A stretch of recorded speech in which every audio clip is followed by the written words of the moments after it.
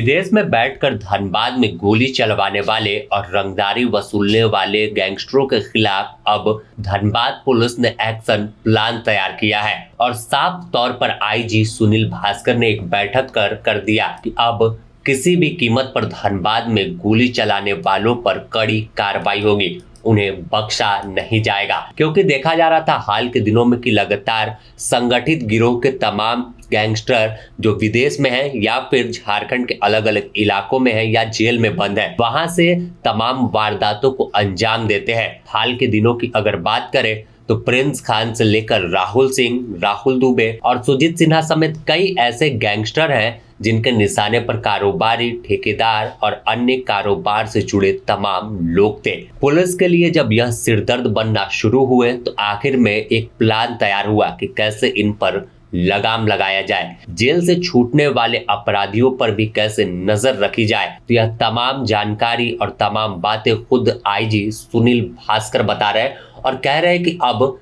कानून तोड़ने की जो कोशिश करेगा, जो गोली चलाकर दहशत फैलाएगा, पुलिस उसका उसी की भाषा में जवाब देगी। चाहे संगठित गिरोह हो या फिर अपराधी, दोनों पर पूरी तरह से लगाम लगाया जाएगा। पुलिस एक अच्छे तरीके से काम करेगी जिसका नतीजा आने वाले दिनों में दिखेगा। साफ तौर पर उन्होंने बताया कि चतरा जिले में संगठित अपराध के खिलाफ संपत्ति जब्ती की कार्रवाई भी की गई है और उसी आधार पर अब धनबाद और आसपास के इलाकों में भी होगी। तो इशारा साफ है कि अगर हथियार लेकर कोई गोली चलाएगा तो पुलिस जेल तो भेजेगी, साथ ही उसकी प्रॉपर्टी को भी जब्त कर लेगी और फिर बड़ा एक्शन देखने को मिलेगा। आपको सुनाते हैं क्या कुछ कह रहे हैं आईजी सुनील भास्कर। आज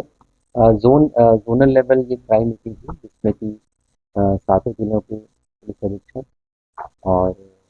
के साथ जो अपराध की जो स्थिति है जोन में उसकी समीक्षा की गई।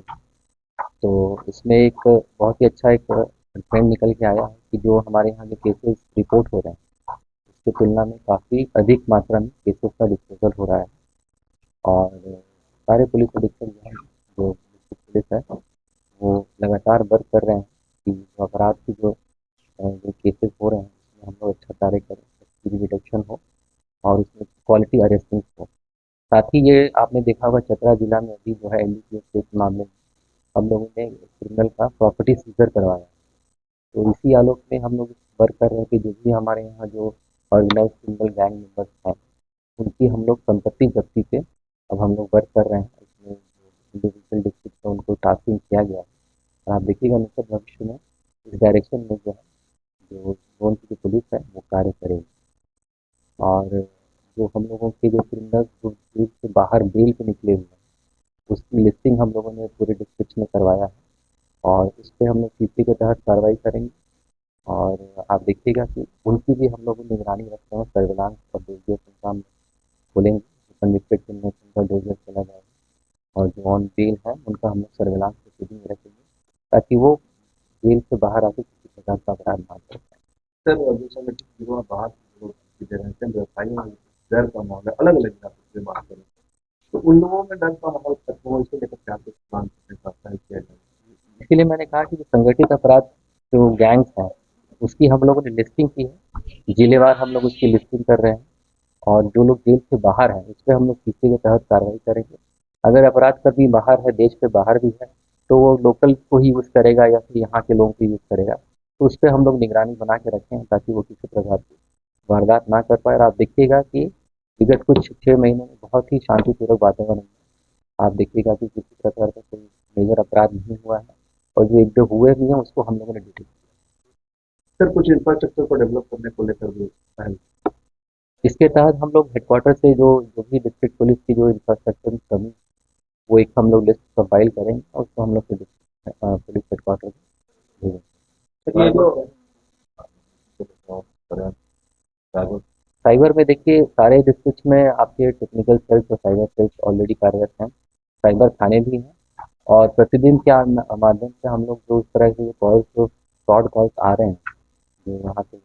उसको हम लोग मॉनिटर कर रहे हैं। और देखिएगा आपने गिरिडीह में भी हाल में इलेक्शन साइबर में धनबाद में भी हुआ है, तो हम लोग इंश्योर कर रहे हैं कि इस जोन में कहीं भी साइबर क्रिमिनल यूज़ ना करे इस एरिया को अपराध करें।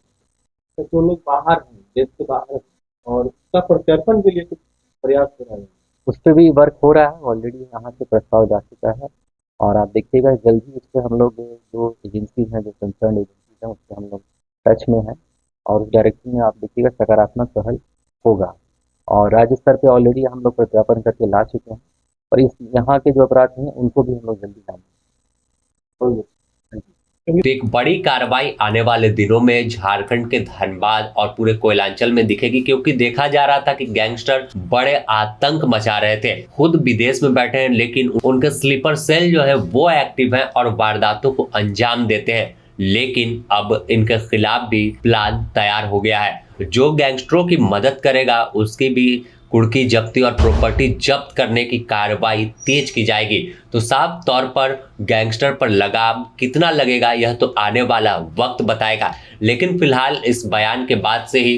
चर्चा शुरू है कि अब शायद धनबाद और पूरा कोयलांचल गैंगस्टरों की आग में न जलकर एक बेहतर वातावरण में खुले मिलेगा, क्योंकि यहाँ किसी बात को लेकर गोली चल जाती है और रंगदारी न देने पर किसी भी हद तक गैंग और गैंगस्टर जाने को तैयार रहते हैं। तो इसी को लेकर खुद आईजी सुनील भास्कर एक्टिव हुए और पूरी रणनीति तैयार की है। वरीय अधिकारियों के साथ बीते दिनों बैठक भी की थी धनबाद समाहरणालय में कि कैसे तमाम लोगों की सुरक्षा के साथ साथ गैंगस्टरों पर कार्रवाई करें, उस दिशा में अब आगे बढ़ेगी पुलिस। बने रहे द न्यूज पोस्ट के साथ। धनबाद से नीरज की रिपोर्ट।